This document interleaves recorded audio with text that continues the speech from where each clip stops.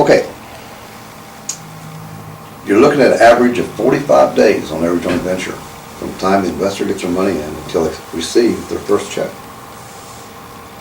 which is quite remarkable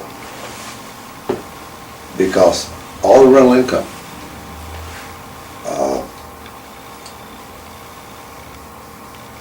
goes to our collection department, and after monthly maintenance, maybe a small reserve for emergencies on the property, money set aside to pay the taxes quarterly, the investor and the company splits 50-50. So you may want to make a note, agents, that all joint ventures provide monthly cash flow. Now, as I said before, we do not have to ask an investor for any more funds on this. The money we put on top when it goes on the market as a joint venture,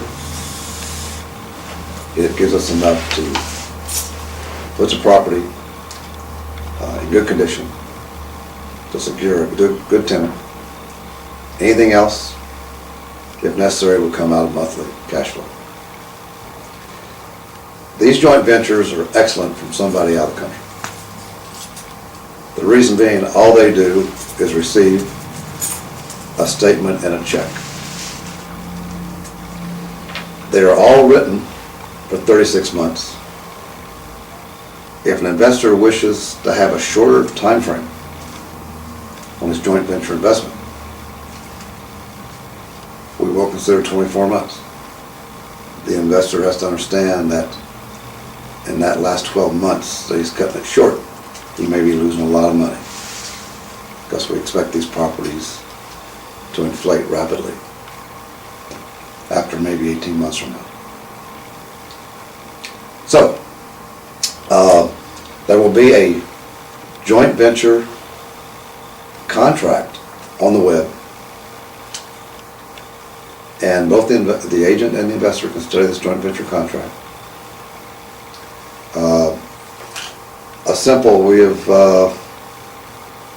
We write these every day, and we'll try to add a segment to this session with an actual contract. The joint venture agreement can be worked in two ways. The investor can put his actual name on the contract with the company. It's recorded at the county recorder's office in our name and the investor's name. He's recorded just like a trustee. Second way, if the investor wants a name other than their own, we will set the paperwork, have the investor approve that, and then that name, securing your investor, will be recorded still at the county recorder's office, along with us. Review these on the website. The agent will email us that they're interested in the subject property. A contract will then go out to your investor. It's an agreement that you can sit down with your investor and review, get back to us on any questions. 24 to 36 month terms, investor can pick the terms. You should probably, and by the way, since these 50-50, the investor's 50-50 with the company, we don't sell this property without getting an agreement from the investor. Investor, we listen to all concerns of the investor. It's their money. On a payout,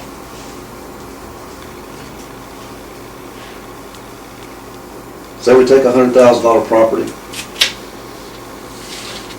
And hypothetically, if that property in 30 months sells for,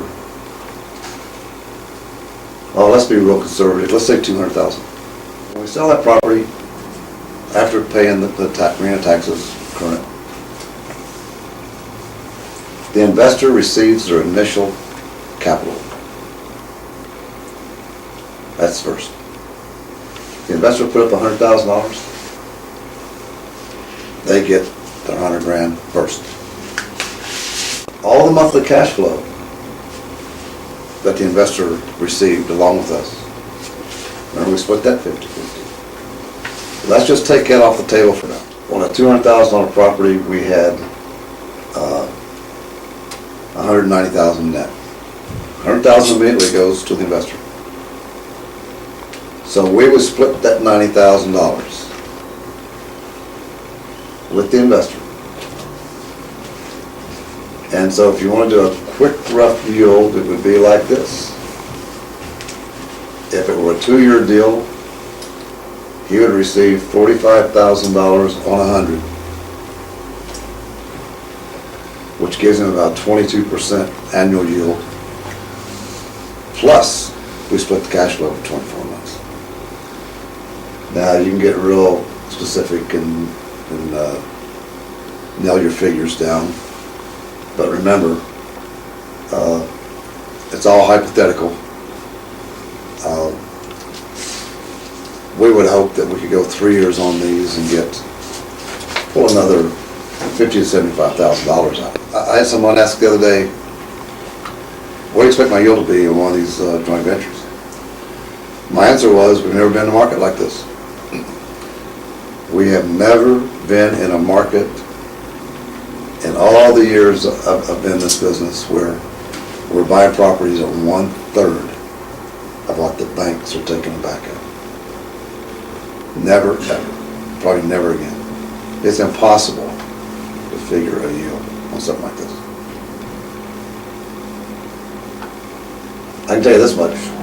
When the investor is the first one to get a check, get his money back, I really don't expect 2 or 3 years from now they'll never go lower than what we pay today. And don't forget the cash flow. That's very significant. If we're renting a house at $1,000 a month and we have $100 a month for reserves, taxes, and insurance, that's $900 gross net, and your NOI or net operating income, $450 of that monthly to the investor, that's $5,000 a year. So your cash flow to the investor and to us, his 3-year term would be $15,000. That's if rents didn't go up the second year to third year. But normally that's offset by greedy counties that want to raise their taxes a little bit. And greedy insurance companies that want to raise their insurance rates a little bit. So, however, on this particular property, hypothetically, I can tell you from experience, everyday experience, that this would bring in the investor and our company $15,000 a year. That's why we love it. Why do you think we love these joint ventures so much? Like a trustee, it provides monthly income. Only difference is we're gambling that the market's going to go up. We love them because we're going to share in the sales price at the end of the tunnel. The investors love them because they can be sitting in Europe, anywhere on earth. They don't have to worry about who's maintaining that property, who's paying the taxes, who's paying the insurance. None of this comes into play. Okay, you'll have a lot more on this session, and we'll stop this session at this point.